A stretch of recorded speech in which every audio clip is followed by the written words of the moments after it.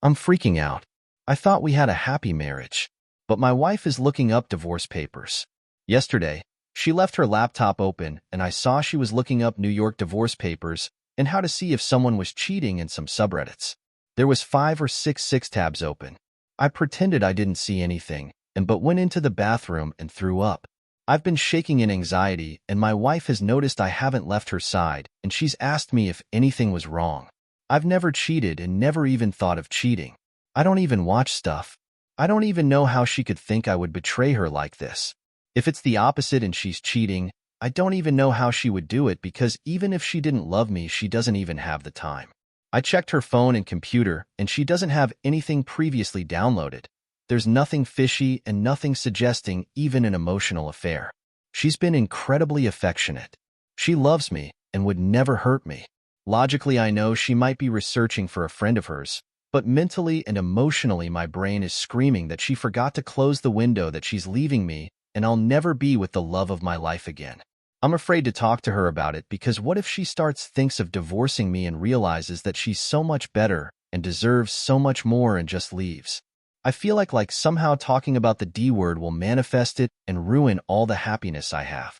I wished I never saw it. Today she joked that we'd literally melt together because I haven't stopped holding her all morning. I'm afraid that I'll fall asleep and she'll disappear from my life. I know I need to talk to my wife. This is a vent thread, and as someone who has anxiety and possible BPD, I'm talking with her tonight or maybe tomorrow morning. My wife has a pretty big project at work she needs to finish, and that's no time to have a conversation. Update. Last night, my wife asked me if anything was wrong.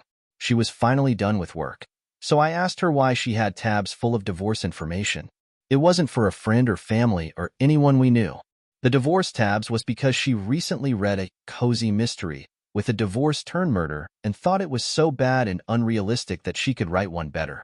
My wife is an avid reader, me not so much, and likes to read mystery novels, though I secretly think it's because she can complain about them to me. I read some of it this morning and my wife's short story is better than most movies, to be honest. I could see her becoming an author when we retire. Update. Our love story. I was the product of a one-night stand to two parents who didn't want me.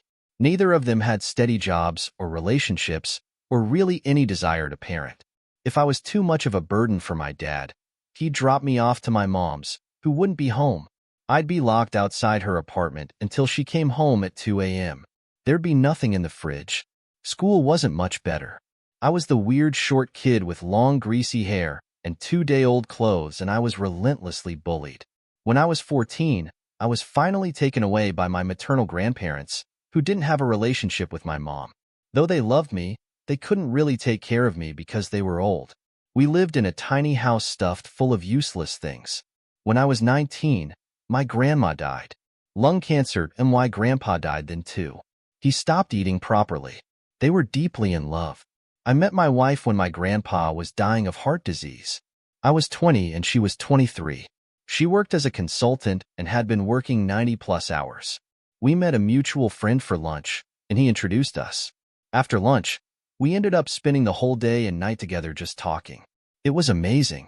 I felt bad because her parents yelled at her for not calling them that night. I asked her out the next day, and she said yes. My grandpa died a month later. She helped me with the funeral and came over to help clean the house without me even asking. For the first time, I could actually see the walls of the house I lived in. My mom wanted the inheritance. My grandparents didn't leave any inheritance, just debt, and a house my mom didn't want. She didn't even care about me. My wife got me a lawyer friend to keep my mom away. My mom didn't even care once she found out there was no money. My wife supported me through it all. A few months later, my wife said she was going to her home country for a visit. Her grandmother was sick. The first day she called, and then for a month, there was radio silence. I thought my wife got tired of me and I hated myself for burdening her. It was a bad spiral. Finally, there was a call and she asked me if I could help find where she was and how to get to the nearest airport. Her parents had hidden away her passport and she was sure she was going to be married off. She stole back her U.S. passport. Her job paid for her flight back, even though they had previously fired her for not checking in for 2 weeks. I met her at the airport. She looked so tired. Our next date night, she looked better, but I had a feeling something was wrong. I followed her, and she was going to a women's shelter. Her parents had cleared out her bank account, and she didn't have a place to stay.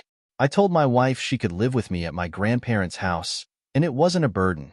She tried to do all the chores and pay rent at the same time, but I was just happy she was with me.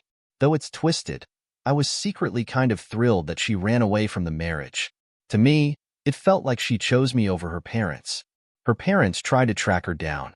We got married, and they cut her off for good. Like me, she didn't get much physical affection growing up either. She was expected to get great grades and clean up after everyone because she was a girl. There was physical abuse. Education was a way for her to be more marriageable.